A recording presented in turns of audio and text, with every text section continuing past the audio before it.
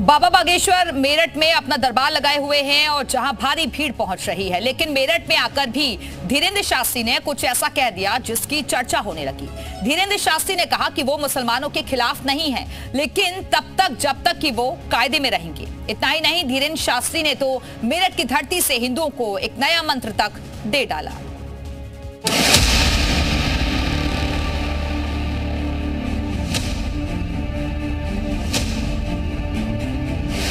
पर कायदे में रहेंगे तो फायदे में रहेंगे। अब शांति की जगह क्रांति का पाठ होना चाहिए। विदेशी विधर्मी आए भारत को तोड़ने के लिए, उनके नामो निशान मिटना चाहिए।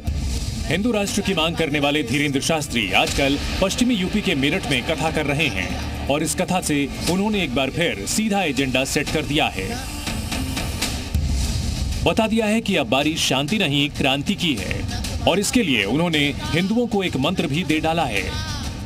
बहुत हो गया ओम द्योः शांतिरंतर छगुम शांति पृथ्वी शांति रापः शांति।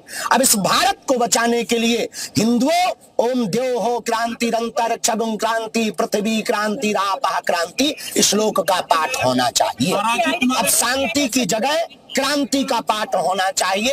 अब देश को तोड़ने की जगह देश को जोड़ने का पाठ होना चाहिए। अब जात बात से ऊपर उठकर राष्ट्रवाद का पाठ होना चाहिए। अब एक हाथ में संविधान तो एक हाथ में गीता और पुराण होनी चाहिए। अब इस देश में औरंगजेब या बाबर महान नहीं, छत्रपति शिवाजी संभाजी और रघुवर महान है। इस बात की क्रांति होनी चाहिए। मेरठ में शुरू हुई 25 मार्च से बाबा बागेश्वर की कथा में लाखों की संख्या में भक्त पहुंचे हैं और ये पहली बार है कि धीरेन्द्र शास्त्री पश्चिमी यूपी में अपनी कथा कर रहे हैं। बाबा के दरबार के लिए पश्चिमी यूपी के अलग अलग कोनों से भक्त पहुंच रहे हैं और मेरठ पहुंचते ही धीरेन्द्र शास्त्री ने वहां की मुगलिया निशानियों पर ही तीखा वार कर दिया। बाबा बागेश्वर ने मांग की है कि मेरठ में मुगलों के नाम पर रखी जगहों के नाम बदलने चाहिए।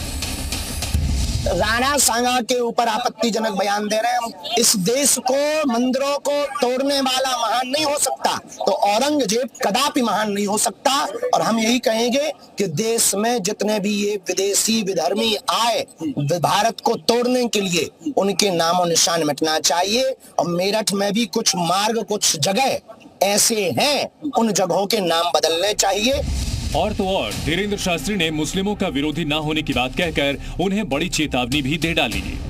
हम मुसलमानों के विरोधी नहीं हैं भैया ना। इस देश को आजाद कराने में मुसलमानों ने भी सहयोग दिया, पर कायदे में रहेंगे तो फायदे में रहेंगे। बाबा बागेश्वर अपनी कथा और प्रवचन के जरिए हिंदू राष्ट्र के एजेंडे को सेट करने में जुटे हैं।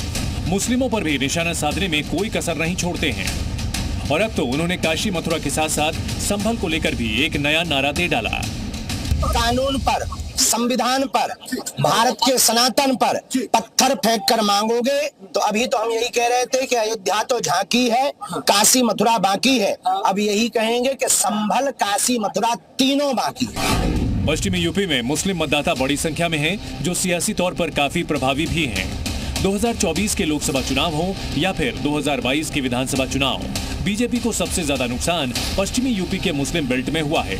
इसलिए विपक्ष आरोप लगा रहा है कि तभी यहाँ धीरेन्द्र शास्त्री के प्रोग्राम कराए जा रहे हैं। यह देश संविधान से चलेगा, यह देश हनुमान से चलेगा।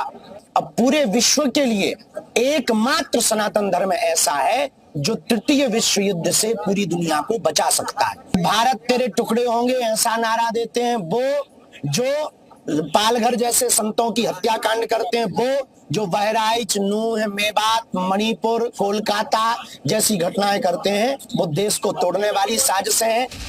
और तो और बाबा बागेश्वर ने अपनी इस प्रेस कॉन्फ्रेंस में हिंदुओं के बच्चों पर टिप्पणी कर डाली।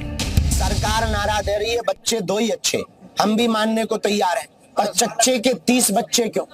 ये सब पर नियम लागू हो तो हम पर भी नियम लागू हो। और हिंदुओं से एक और प्रार्थना करेंगे हम आपकी मीडिया के माध्यम से, क्वांटिटी चाहे कम हो पर क्वालिटी बढ़िया होनी चाहिए।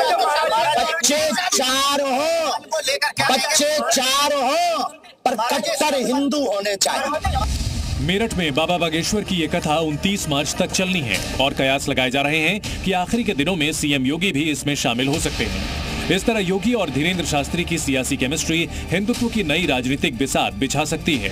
ब्यूरो रिपोर्ट, जी मीडिया।